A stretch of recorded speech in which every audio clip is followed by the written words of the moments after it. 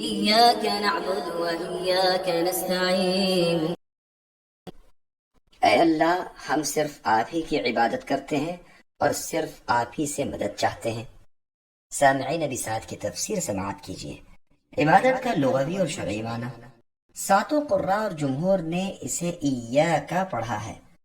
عمرو بن فائد نے ایاکا پڑھا ہے، لیکن یہ قراءت شاذ اور مردود ہے، اس لیے کہ ایا کے معنی سورج کی روشنی کے ہیں، اور بعض نے ایاکا پڑھا ہے اور بعضوں نے حیاکا پڑھا ہے۔ عرب شاعروں کے شعر میں بھی حیاکا ہے۔ نستعین کی یہی قراءت تمام قراء کی ہے سوائے یحییٰ بن وہاب اور عمش کے۔ یہ دونوں پہلے نون کو زیر سے پڑھتے ہیں۔ قبیلے بنو اسد ربیعہ بنو تمیم کی لغت اسی طرح کی ہے۔ لغت میں عبادت کہتے ہیں ذلت اور پستی کو۔ طریق معبد اس راستے کو کہتے ہیں جو ذلیل ہو۔ اسی طرح بعیر معبد اس اونٹ کو کہتے ہیں جو ذلیل ہو۔ اور شریعت میں عبادت نام ہے محنت، خشوع، خضوع اور خوف کے مجموعے کا۔ لفظ ایاکا جو مفعول ہے پہلے لائے اور پھر اسی کو دہرایا تاکہ اس کی اہمیت ہو جائے اور عبادت اور طلب مدد اللہ تعالیٰ ہی کے لیے مخصوص ہو جائے۔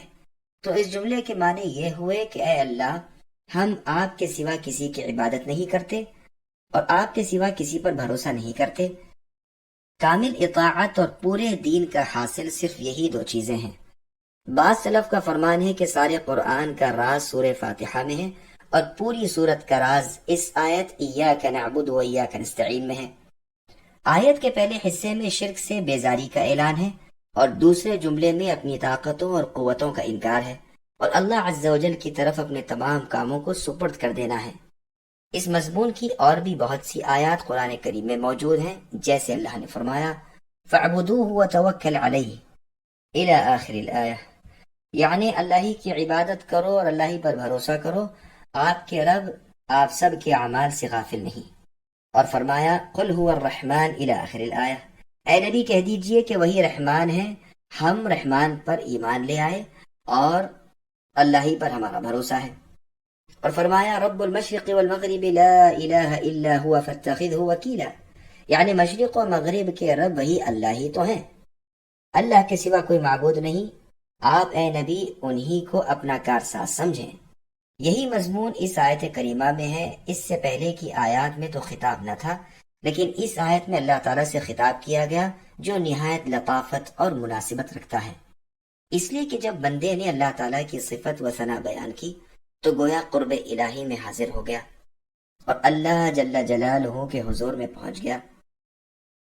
اب اللہ تعالیٰ کو جو حقیقی مالک ہیں خطاب کر کے اپنی ذلت اور مسکینی کا اظہار کرنے لگا اور کہنے لگا کہ یا رب، ہم تو آپ کے ذلیل غلام ہیں اور اپنے تمام کاموں میں آپ ہی کے محتاج ہیں۔ اس آیت میں اس بات کی بھی دلیل ہے کہ اس سے پہلے کے تمام جملوں میں خبر تھی۔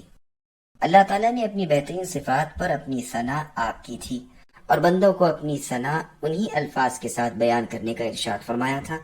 اسی لیے اس شخص کی نماز صحیح نہیں جو اس صورت کو پڑھنا جانتا ہو اور پھر نہ پڑھے، جیسے کہ بخاری اور مسلم کی حدیث میں ہے۔ عبادہ بن صامت رضی اللہ عنہ سے مروی ہے کہ رسول اللہ صلی اللہ علیہ وسلم نے فرمایا نہیں نماز اس شخص کی جو سورہ فاتحہ نہ پڑھے۔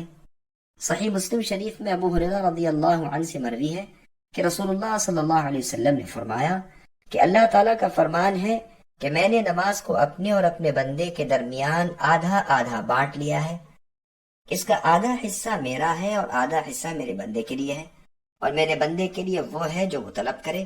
جب بندہ الحمدللہ رب العالمین کہتا ہے تو اللہ تعالیٰ فرماتے ہیں میرے بندے نے میری حمد بیان کی۔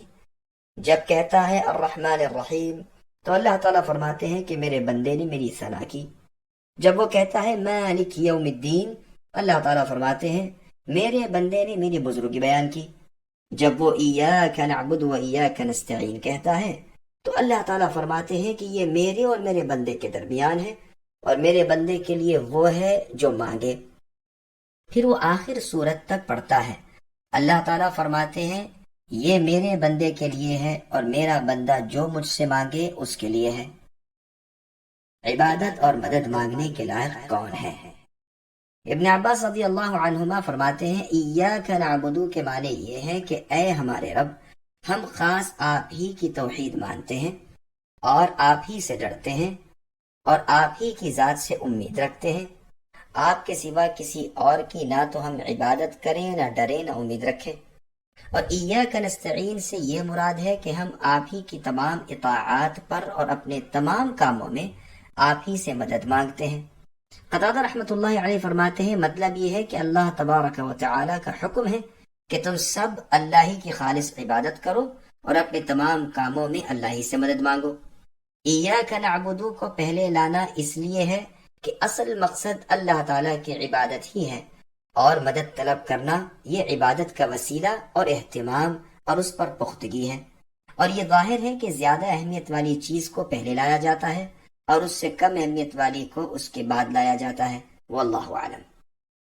اگر یہ کہا جائے کہ یہاں جمع کے صیغے کو لانے کی یعنی ہم کہنے کی کیا ضرورت ہے؟ اگر یہ جمع کے لیے ہے تو کہنے والا تو ایک ہے، اور اگر تعظیم کے لیے ہے تو اس مقام پر یہ نہایت نامناسب ہے، کیونکہ یہاں تو مسکینی اور عاجزی ظاہر کرنا مقصود ہے۔ اس کا جواب یہ ہے کہ گویا ایک بندہ تمام بندوں کی طرف سے خبر دے رہا ہے، بالخصوص جبکہ وہ عبادت میں کھڑا ہو یا امام بنا ہوا ہو۔ پس گویا وہ اپنی اور اپنے سب مؤمن بھائیوں کی طرف سے اقرار کر رہا ہے کہ وہ سب اللہ وحدہ کے بندے ہیں اور اللہ ہی کی عبادت کے لیے پیدا کیے گئے ہیں، اور یہ ان کی طرف سے بھلائی کے لیے آگے بڑھا ہوا ہے۔ بعض نے کہا ہے کہ یہ تعظیم کے لیے ہے، گویا کہ بندہ جب عبادت میں داخل ہوتا ہے تو اللہ ہی کو مخاطب کر کے کہا جاتا ہے کہ آپ شریف ہیں اور آپ کی عزت ہمارے دربار میں بہت زیادہ ہے۔ ثواب ایاک نعبد و ایاک نستعین کہے اپنے تئی عزت سے یاد کر، ہاں اگر عبادت سے الگ ہو تو اس وقت ہم نہ کہہ، گو ہزاروں لاکھوں میں ہو، کیونکہ سب کے سب اللہ تعالیٰ کے محتاج اور اللہ کے دربار کے فقیر ہیں۔ بعض کا قول ہے کہ ایاک نعبد میں جو تواضع اور عاجزی ہے وہ ایاک عبدنا میں نہیں، اس لیے کہ اس میں اپنے نفس کی بڑائی اور اپنی عبادت کی اہلیت پائی جاتی ہے، حالانکہ کوئی بندہ اللہ تعالیٰ کی پوری عبادت اور جیسی چاہیے ویسی ثنا و صفت بیان کرنے میں قدرت ہی نہیں رکھتا۔ کسی شاعر کا قول ہے کہ مجھے اللہ کا غلام کہہ کر ہی پکارو، کیونکہ میرا سب سے اچھا نام یہی ہے۔ اللہ تعالیٰ نے اپنے رسول صلی اللہ علیہ وسلم کا نام عبد یعنی غلام ان جگہوں پر لیا ہے جہاں اپنی بڑی بڑی نعمتوں کا ذکر کیا ہے، جیسے قرآن نازل کرنا، نماز میں کھڑے ہونا، معراج کرانا وغیرہ۔ فرمان ہے الحمدللہ الذی انزل علی عبدہ الکتاب الی آخر الآیہ، یعنی تعریف اور شکر اس اللہ کے لیے ہے کہ جنہوں نے اپنے بندے محمد صلی اللہ علیہ وسلم پر کتاب یعنی قرآن مجید نازل فرمائی، اور فرمایا وَأَنَّهُ لَمَّا قَامَ عَبْدُ اللَّهِ إِلَى آخر الآیہ، اور بے شک جبکہ اللہ کا بندہ کھڑا ہوتا ہے یعنی نبی صلی اللہ علیہ وسلم، اور فرمایا سبحان الذی اسری بعبدہ، یعنی پاک ہے اللہ کی وہ ذات جو لے گئے اپنے بندے محمد صلی اللہ علیہ وسلم کو راتوں رات خانہ کعبہ سے مسجد الاقصی کی طرف۔ ساتھ ہی قرآن کریم نے یہ تعلیم دی کہ اے نبی، جس وقت تمہارا دل مخالفین کے جھٹلانے کی وجہ سے تنگ ہو تو تم میری عبادت میں مشغول ہو جاؤ۔ فرمان ہے وَلَقَدْ نَعْلَمُ أَنَّهُ يَضِيقُ صَدْرُكَ بِمَا يَقُولُونَ إِلَى آخر الآیہ، یعنی ہم جانتے ہیں اے نبی کہ مخالفین کی باتیں تمہارا دل دکھاتی ہیں، تو ایسے وقت اپنے رب کی تسبیح اور حمد بیان کیجیے اور سجدہ کیجیے اور موت کے وقت تک اپنے رب کی عبادت میں لگے رہیے۔ رازی نے اپنی تفسیر میں بعض لوگوں سے نقل کیا ہے کہ عبودیت کا مقام رسالت کے مقام سے افضل ہے، کیونکہ عبادت کا تعلق مخلوق سے خالق کی طرف ہوتا ہے اور رسالت کا تعلق حق سے خلق کی طرف ہوتا ہے، اور اس دلیل سے بھی کہ عبد کے تمام اصلاح کے کاموں کا متولی خود اللہ تبارک و تعالی ہوتے ہیں اور رسول اپنی امت کی مصلحتوں کا والی ہوتا ہے۔ لیکن یہ قول غلط ہے اور اس کی دونوں دلیلیں بھی بوگس اور لا حاصل ہیں۔ افسوس رازی نے نہ تو اس کو ضعیف کہا نہ اسے رد کیا۔ بعض صوفیہ کا قول ہے کہ عبادت یا تو ثواب حاصل کرنے کے لیے ہوتی ہے یا عذاب دفع کرنے کے لیے۔ وہ کہتے ہیں کہ یہ کوئی فائدے کی بات نہیں، اس لیے کہ اس وقت مقصود خود اپنی مراد کا حاصل کرنا ٹھہرا، اس کی تکالیف کے لیے آمدگی کرنا یہ بھی ضعیف ہے۔ اعلیٰ مرتبہ عبادت کا یہ ہے کہ انسان اس مقدس ذات کی جو تمام کامل صفات سے موصوف ہے محض اس کی ذات کے لیے ہی عبادت کرے اور مقصود کچھ نہ ہو۔ اسی لیے نماز صرف اللہ تعالیٰ کے لیے نماز پڑھنے کی ہوتی ہے، اگر وہ ثواب پانے اور عذاب سے بچنے کے لیے ہو تو باطل ہے۔ دوسرا گروہ ان کی تردید کرتا ہے اور کہتا ہے کہ عبادت اللہ تعالیٰ کے لیے ہونا کچھ اس کے خلاف نہیں کہ ثواب کی طلب اور عذاب کا بچاؤ مطلوب نہ ہو۔ اس کی دلیل یہ ہے کہ ایک اعرابی نے رسول اللہ صلی اللہ علیہ وسلم کی خدمت میں حاضر ہو کر کہا، اللہ کے رسول، میں نہ تو آپ جیسا پڑھنا جانتا ہوں اور نہ ہی آپ کے ساتھی معاذ رضی اللہ عنہ جیسا۔ میں تو اللہ تعالیٰ سے جنت کا سوال کرتا ہوں اور جہنم سے نجات چاہتا ہوں۔ رسول اللہ نے فرمایا، اسی کے قریب قریب ہم بھی پڑھتے ہیں۔ اس روایت کو امام ابو داؤد نے اپنی سنن میں ذکر کیا ہے۔